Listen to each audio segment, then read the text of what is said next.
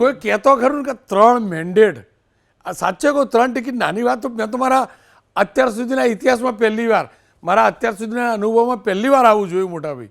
હવે શું કરીએ સાહેબ, નસીબ એમ કહું ને. તમે નસીબવાળા ને, તમે રાજકીય ચાણક્ય છો બોસ. રાજકીય ચાણક્ય થાવ, નાની આટલી ઉંમરમાં કઈ એટલા બધા મોટા નેતા બની જુઓ ગયા છે. તમે કહું, એક વ્યક્તિ, એક દાહોદ જિલ્લાનો વ્યક્તિ 3 પક્ષોના ફેવર જોડે મેન્ડેટ લઈને જાય તો નાનો માણસ થોડો કહેવાય? કેવી રીતે હોય મને કહો.